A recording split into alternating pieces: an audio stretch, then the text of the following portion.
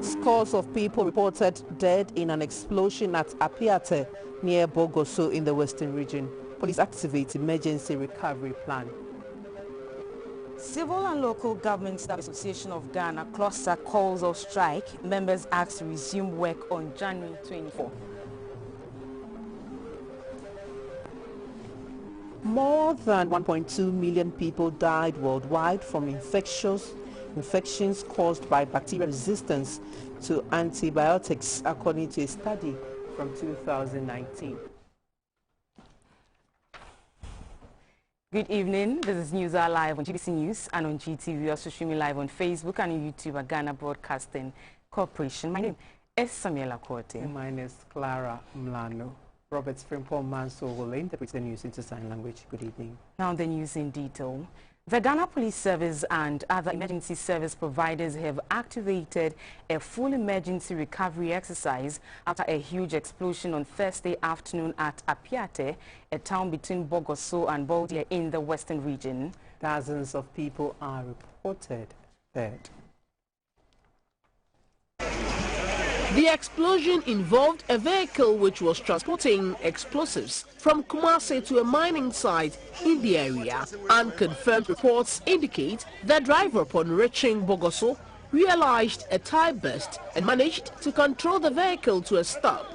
After stepping out, the driver realized fire in the vehicle and rushed to alert people in the community to run for safety. The fire reportedly escalated and explosives in the vehicle detonated.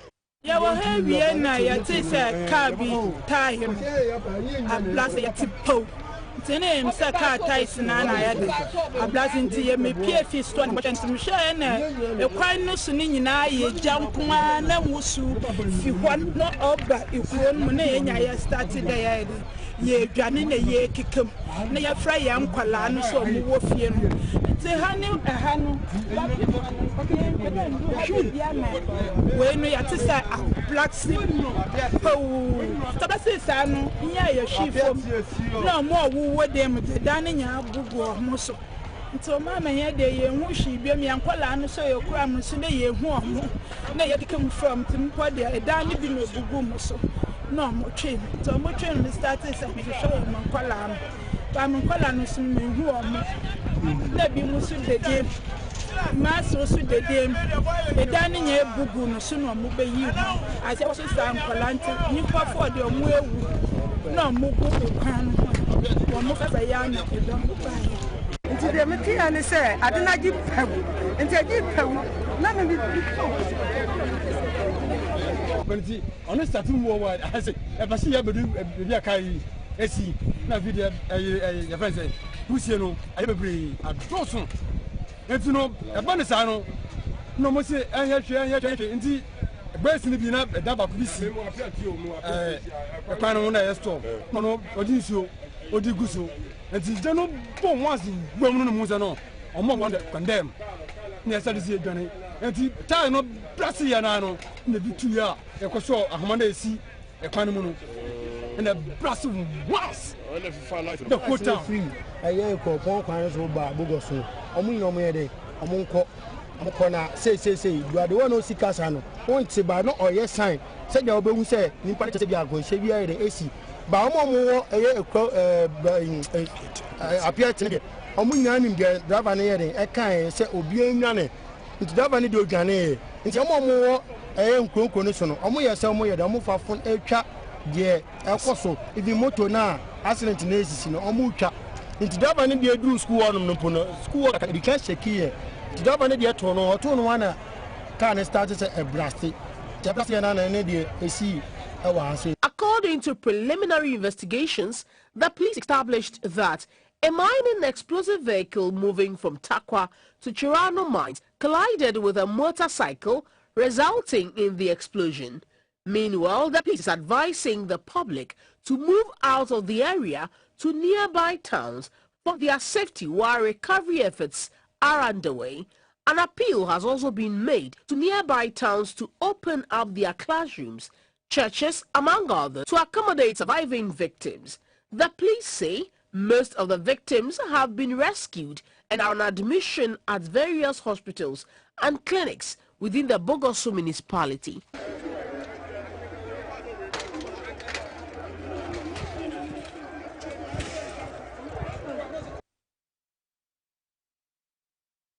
Meanwhile, the President Nana Akufo-Addo has expressed sadness about the Thursday afternoon's explosion at Apiate near Bogoso in the western region that resulted in the death of some residents. While consoling the bereaved families, he extended wishes of speedy recovery to the injured.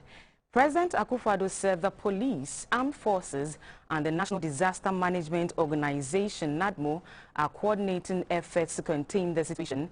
He said NADMO has been instructed to ensure that rapid relief is brought to residents of the community. Hey! Hey!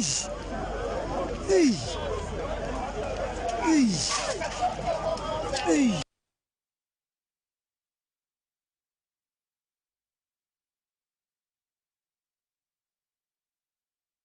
The National Executive Council of the Civil and Local Government Services Association Ghana, Kloksak, has called off its ongoing strike and asked its members to resume work on Monday, January 24, 2022.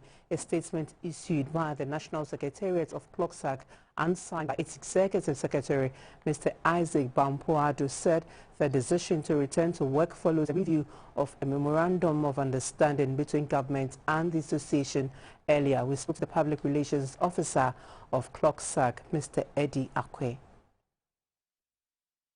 In generality, we were talking about our conditions of service, within argument, fact that as part of Article 3B, Article 94 3B category of workers, there is a need for us to have our own salary structure that is very, very much peculiar to the civil service. These are some of the arguments we put across the government, and they understood that, yes, we have a point, and for that matter, they were going to look through into it, and by the 1st August, come this year, 2022, the civil and local government staff members would have their own salary structure. So this is the MOU that we have appended our signatures to.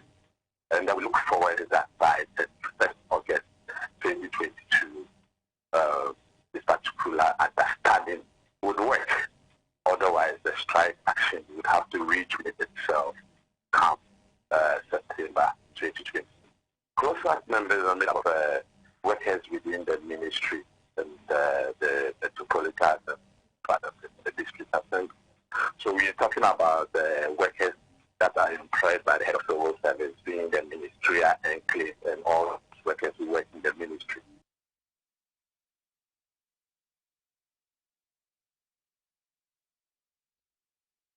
Earlier, GBC News was at the ministries to observe the effect on the announced strike at various offices. Clients of some ministries and their agencies were left stranded.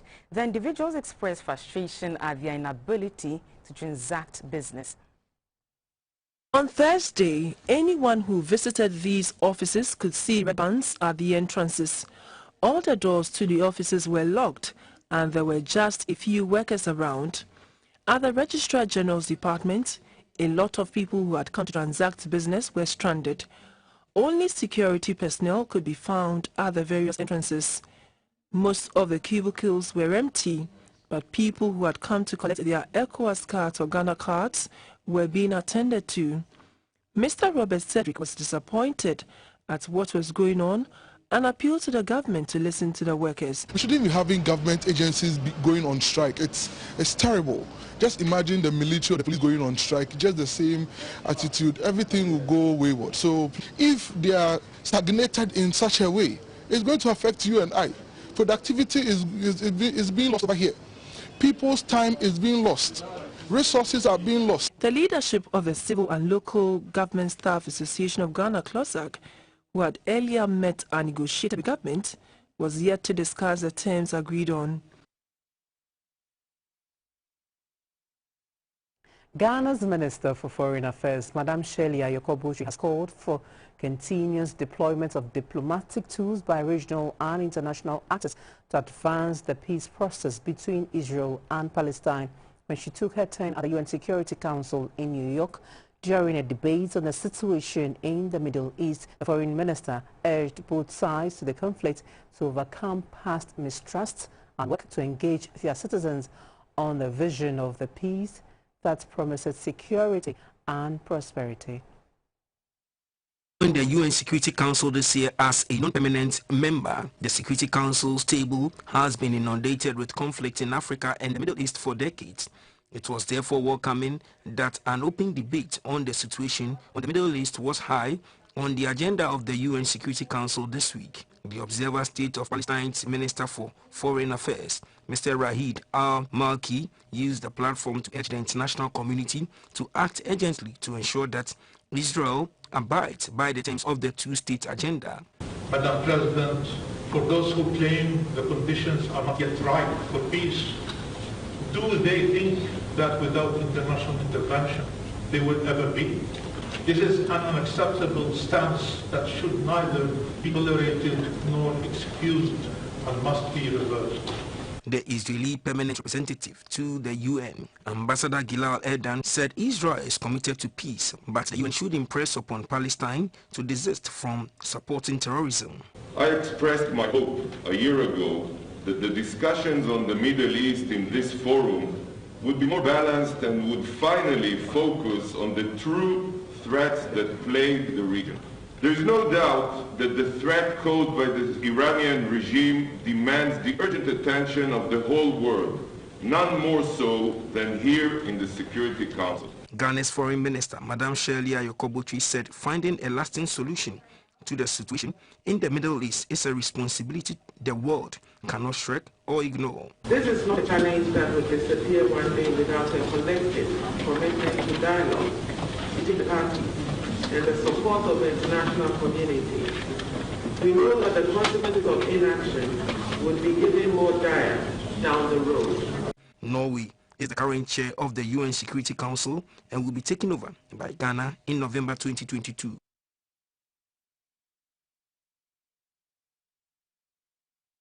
Now, the 43rd ordinary session of the Permanent Representative Committee of the African Union is virtually underway in Addis Ababa, Ethiopia. It is on the theme, Building Resilience in Nutrition on the African Continent, Accelerate the Human Capital, Social and Economic Development. The session will, among other things, consider draft agenda, draft decisions of the 40th ordinary session of the Executive Council and agenda of the 35th ordinary session of the AU Assembly, scheduled to take place from February 2 and 3 and February 5 and 6, 2022, respectively.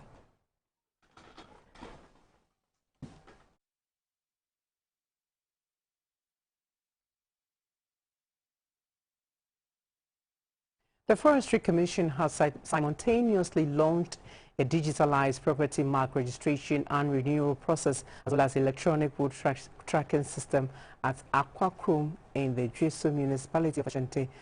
The electronic system is being introduced to make the timber market more open and help address challenges of illegal logging and the cumbersome processes timber contractors go through in transacting business. Its electronic system is also intended to bring transparency in the cutting and selling of timber.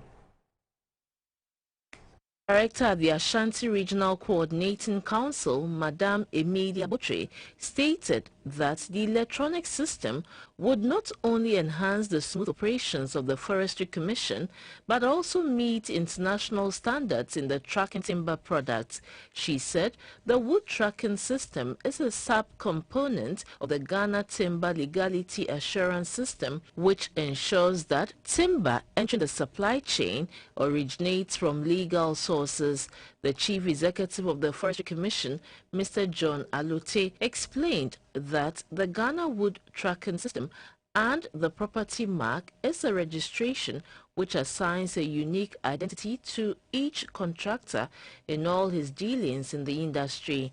The new applications will help address delays and eliminate human interface to check corruption. The wood tracking platform will allow users to track wood along the entire supply chain from the point of harvest to the point of sale. Without a property mark, you cannot harvest, transport, mill, or trade in timber. Before this application, a contractor who, for instance, operates in 3 regions and 5 districts will have to go to all the 5 districts and physically present the required documents and obtain clearance at all the districts.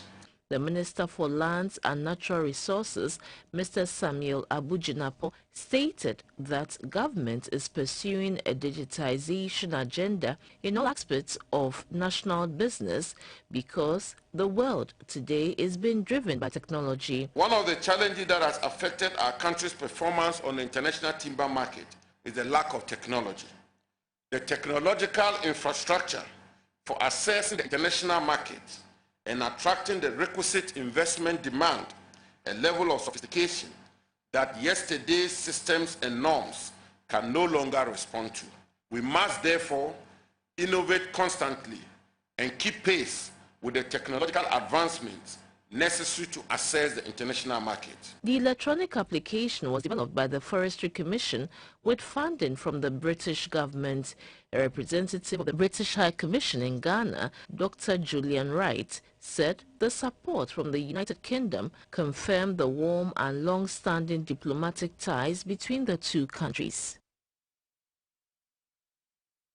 The President, Nana Akufo-Addo, says government will initiate programs that will enhance the capacity of graduates at tertiary institutions to enable them to contribute to the socio-economic transformation of the country. The President was speaking at the investiture and swearing in of the first Vice-Chancellor of the Simon D. Dondombo University of Business and Integrated Development Studies, Professor Philip Duku Osei, and the first Registrar, Mr. Jacob Asante Adwa, in the Upper West region. Simon D. Dondombo University of Business and Integrated Development Studies was carved out of the former University for Development Studies UDS-WA campus. It was established in 2019 by an Act of Parliament, Act 1001. The Act mandates the university to be an outstanding, internationally acclaimed applied research and practical-oriented educational institution. Professor Philip Duku Osei was sworn in as the first Vice-Chancellor and Mr. Job Asante as the first Registrar. The Chairman of the Governing Council, Mr. Kwekuya Moapeinso, administered the oaths of office and secrecy. We hereby invest you into this office in the name of the Father, and of the Son, and of the Holy Ghost. President Akufo-Addo said government under the Youth Start program has set aside 10 billion Ghana cedis in the next 3 years to support young entrepreneurs to establish new businesses and expand existing ones. This, he said, will support young entrepreneurs to train and have access to capital, among others. The president urged management of the school to critically examine the initiative and make proposals to enhance its implementation. Under the Youth Start program, government, through the Ghana Enterprises Agency GEA, which proved its mettle in a sufficient supervision of the 750 million CAP business support program to micro, small, and medium-scale enterprises at the height of the pandemic, and the National Entrepreneurship and Innovation Plan, NEIP, will direct financial and technical support towards young entrepreneurs in the country to develop commercially viable businesses and create jobs for the youth.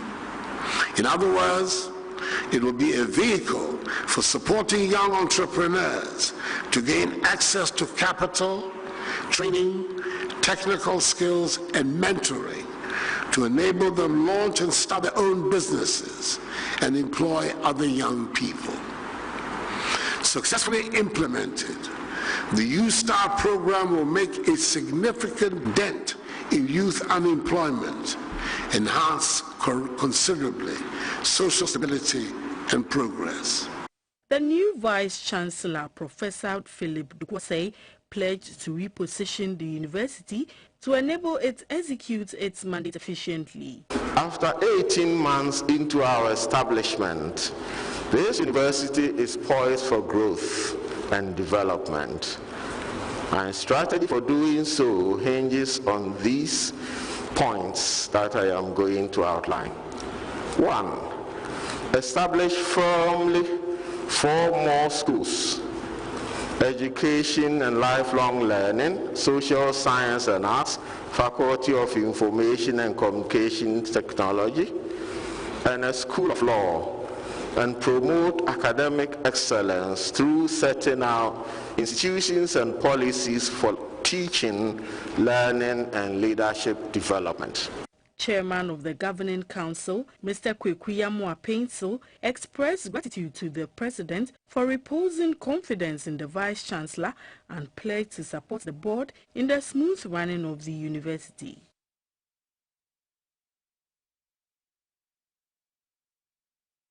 The Ghana Police Service says it has arrested 2 more persons in connection with the recent violence clashes between 2 rival groups at Nima. This brings to 9 the total number of suspects arrested in connection with the clashes. At a news briefing on Wednesday evening, the Director of Public Affairs of the Ghana Police Service, ACP Kwesifori, said 2 suspects were arrested at a hideout at Ashalaja.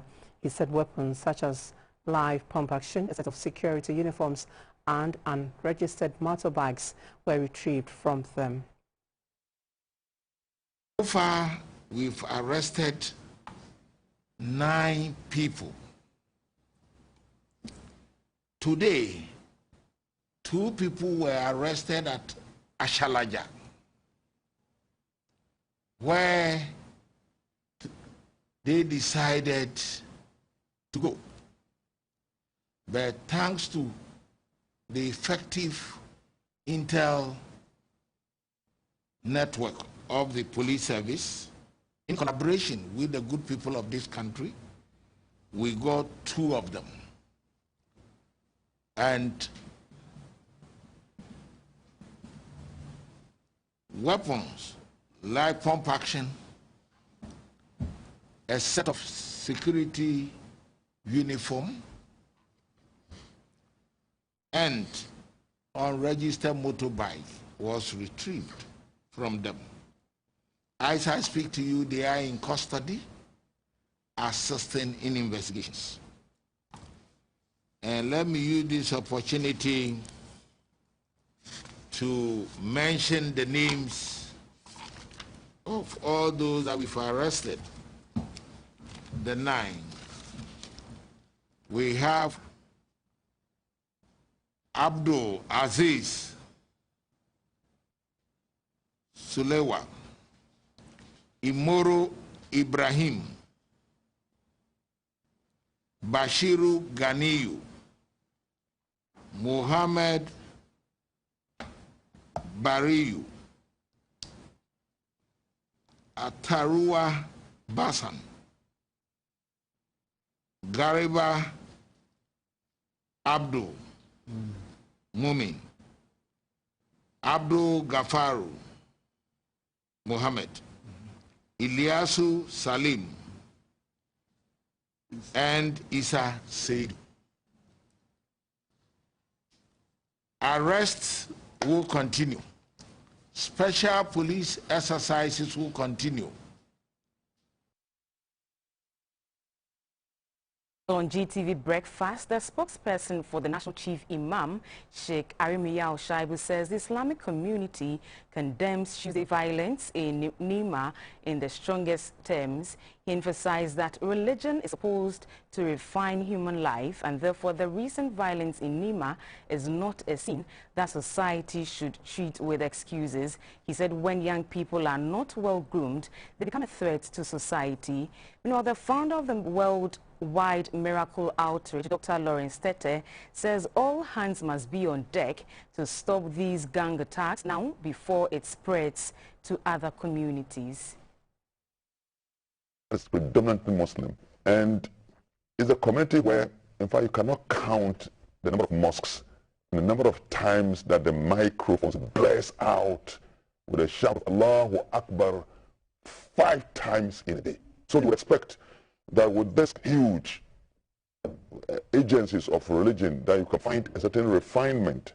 But it is faith, upbringing, morality, ethics that transforms the crudeness into a certain refinement that brings the beauty of the human being as expressed in the righteousness that it brings. And the young people, when they are growing and system fails to take charge of them on the basis of our time-honored traditional values, cultural values, religious teachings. If these fail and young people are growing in society, they will grow, excuse my language, like the animal grows, and they become a threat to society. That's exactly what we saw yesterday. When such problems are big and deep, you must really plan both in the short, medium, and long term addressing the solution. I don't think we have that much of that, and we are all suffering from it. So there's a lot to be done. We are not safe. A lot of people are taking advantage of our zonal communities and sending a very wrong signal. I like the stand of the chief imam, that he didn't hide behind quoting languages and quoting certain things, but he makes sure he condemns it. And that's what we need to do. All of us as a people must collectively get up and condemn it. If we don't stop it in Mamobi and Nima, one day it will get to Teshinungwa, and then very soon it will get to Cantonment, and then very soon it will get to East Legon, and we will think it's not affected, that everybody is connected to somebody. So the Ghana Red Cross Society in the Upper East region, in collaboration with the Swiss Red Cross, is constructing sanitation facilities in 10 selected health centers and schools in the region.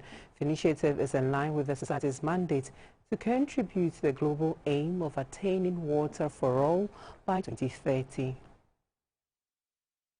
Many health centers and basic schools in the Upper East region lack basic facilities for hand hygiene, waste segregation, and safe disposal of waste to prevent infections, particularly COVID-19. Health institutions and schools to benefit from the construction of the sanitation facilities include Mayoro Health Center, Natugnia Health Center, Nayagnia Health Center, Awe SHS, Zorsi Health Center, and Gori Health Center. The rest are Anisi Chips Compound, Anisi Primary and JHS, and Tongo Senior High Technical School. At the Zorsi Health Center, the medical officer in charge of the maternity ward, Madame Angela Abalo Abati, commended the society and its partners for the gesture.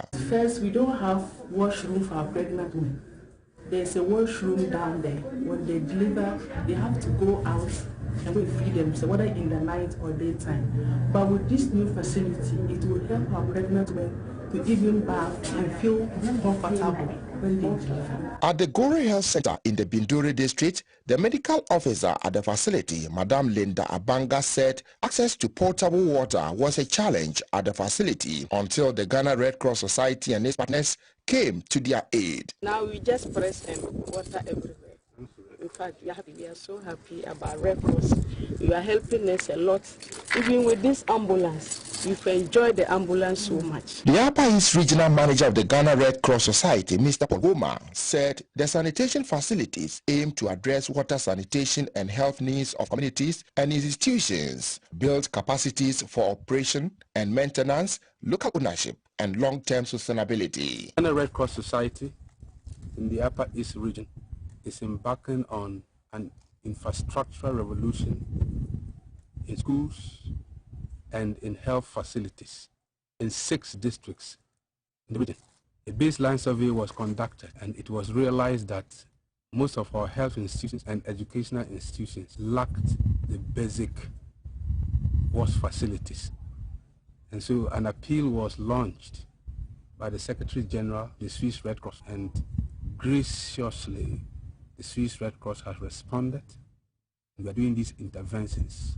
The Ghana Red Cross Society has over the years constructed 21 boreholes in 6 selected districts in the region. The society has also constructed over 1,002 bedroom units for disaster victims in the region. In disaster risk reduction, the society has partnered with state agencies to build capacities of communities to respond to disaster-related issues in the country. For GBC News, Samuel Ayama reporting, Binduri. Watching the media news on GBC News. There's more news after this break. Stay.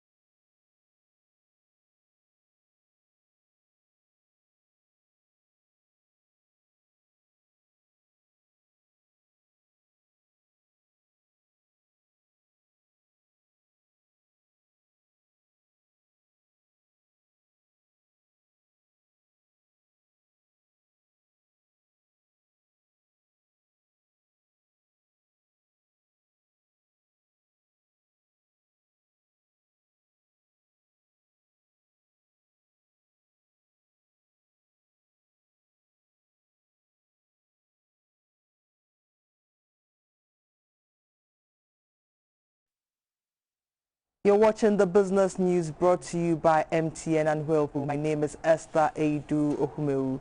The Ghana Association of Bankers GAB has said a number of the commercial banks have so far completed their integration with the National Identification Authority for the implementation of the use of the Ghana card for all financial transactions.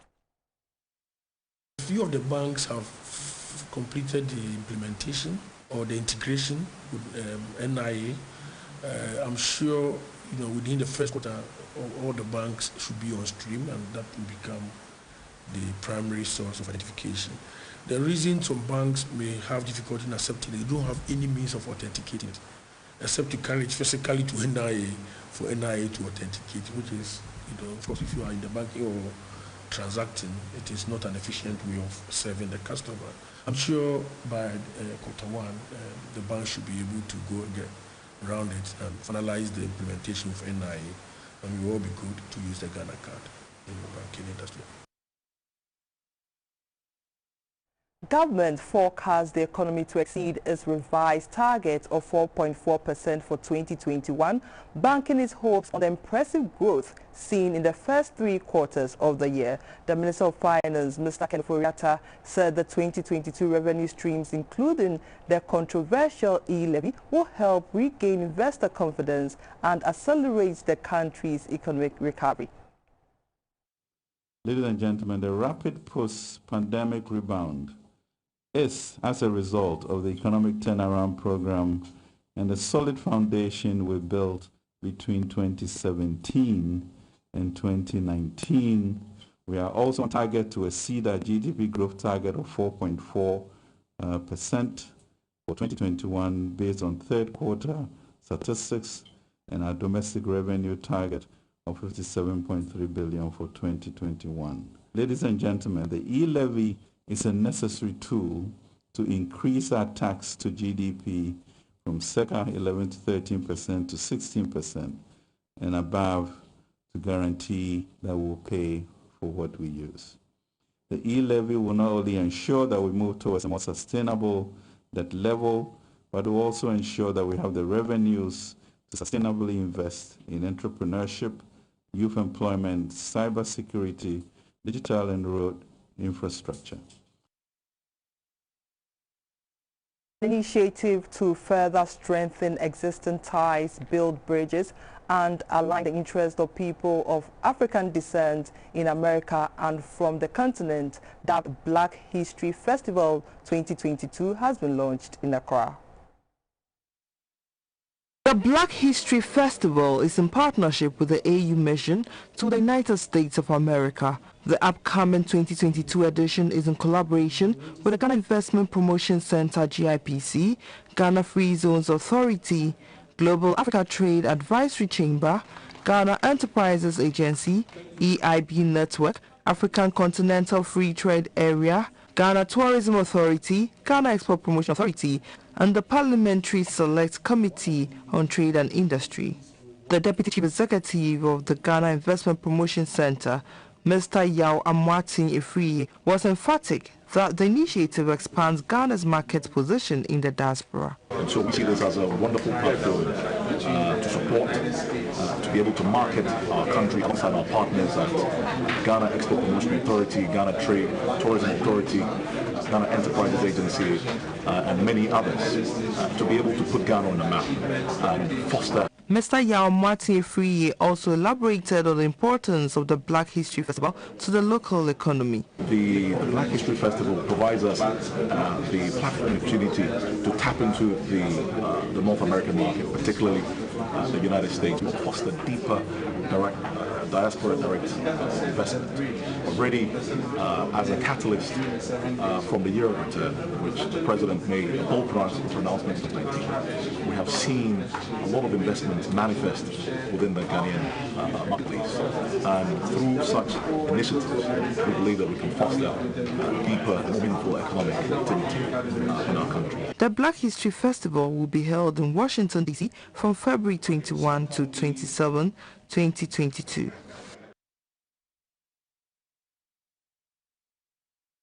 Let's have the interbank and commodity figures for the day.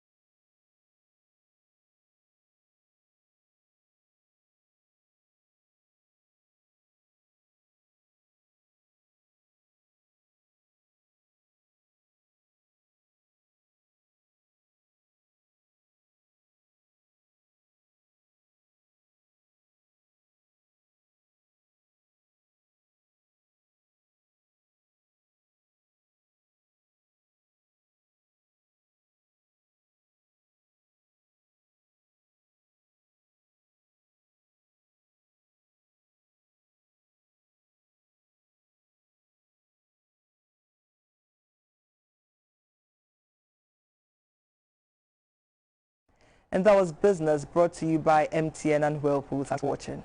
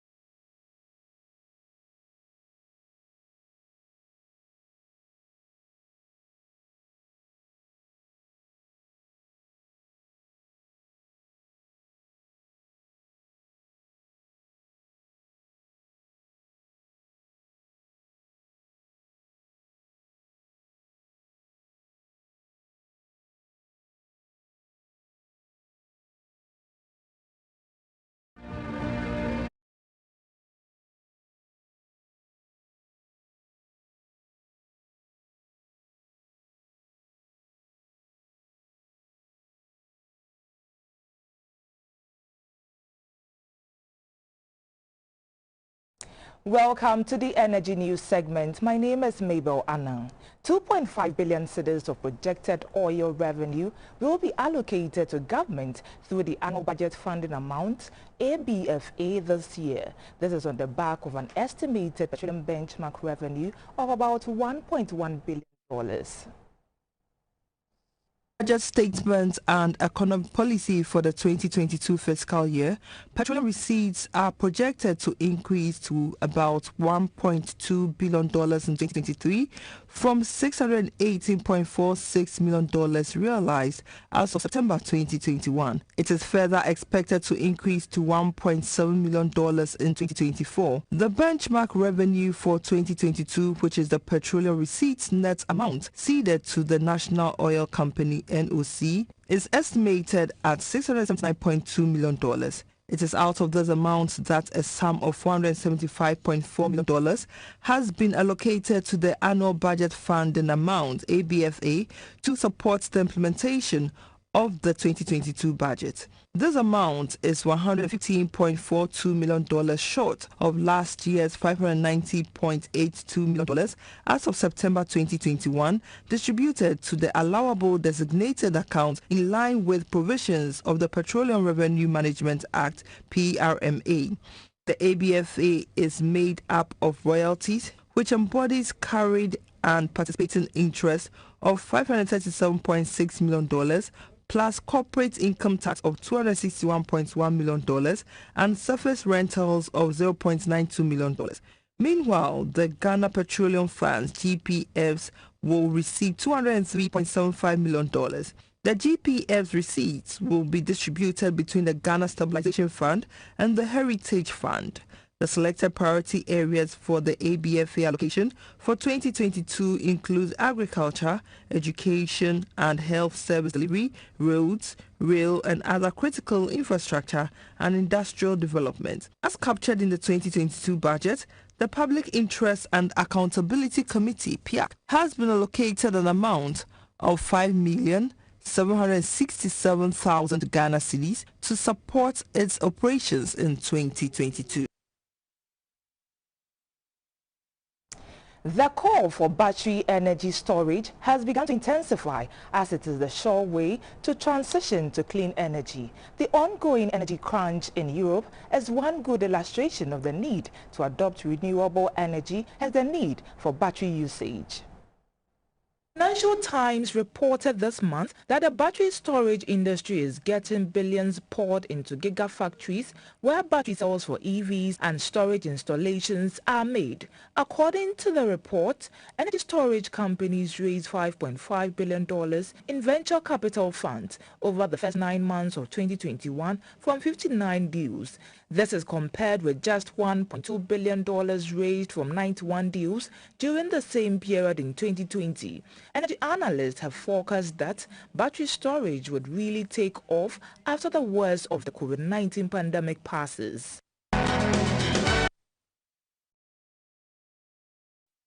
That's how we wrap up for the Energy News segment. My name is Mabel Anna.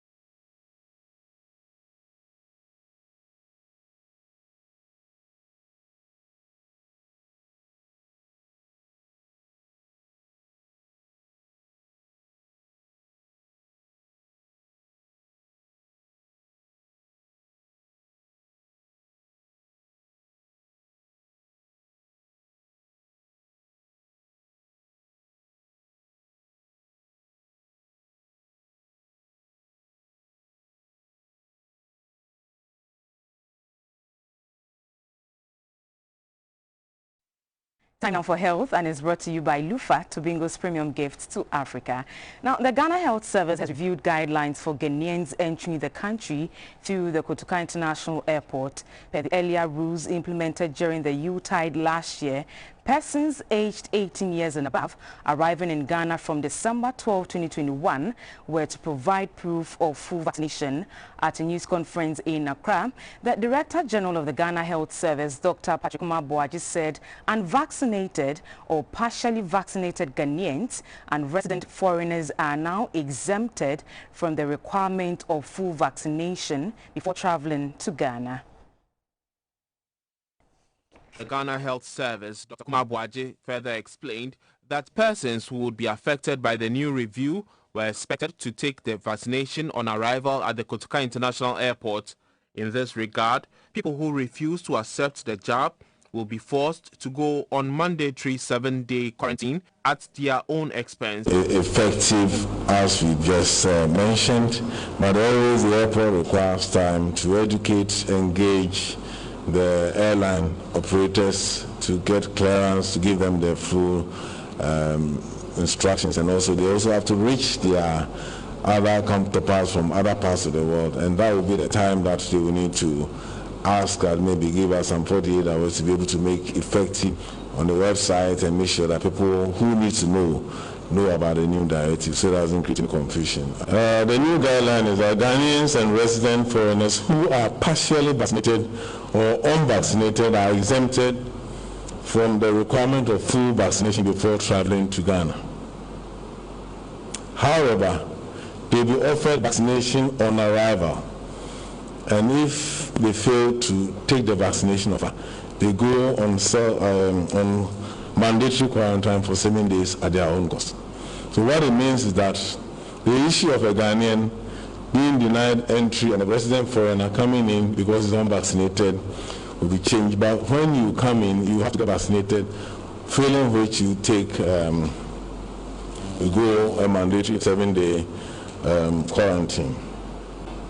The other cases will be considered case by case.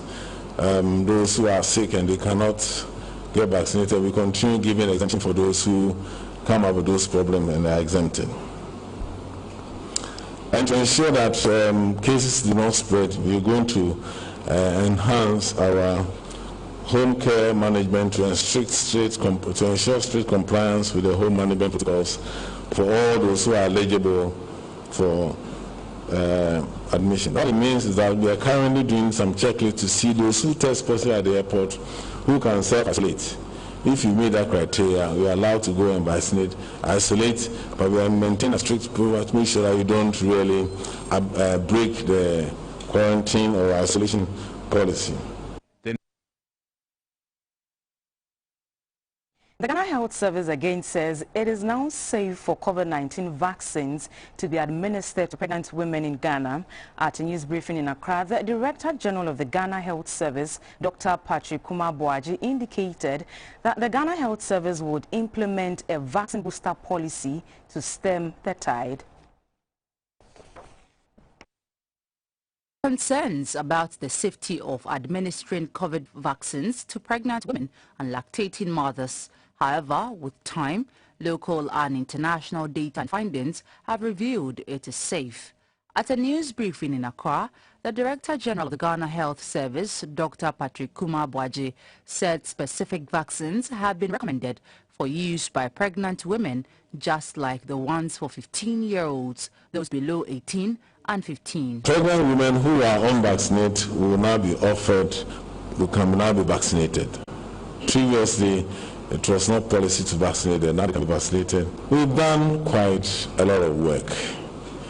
We, as Ghana Health Service and all the other agencies who are working with us, we are all concerned about pregnant women. That's why we didn't add them in the first place, in the first 1 year of implementation. But now that we have enough evidence, both international and local, we are now able to add pregnant women to it because it's effective and safe. There are studies in Ghana, we are collaborating, which we are even looking at effect on breastfeeding and etc. And so far, it is safe, and that is why we are adding that to that. And they are recommending that we use either Moderna or Pfizer, which is the mRNA technology. And that's it for the health segment brought to you by Lufat. Tobingo's premium gift to Africa. International news is next.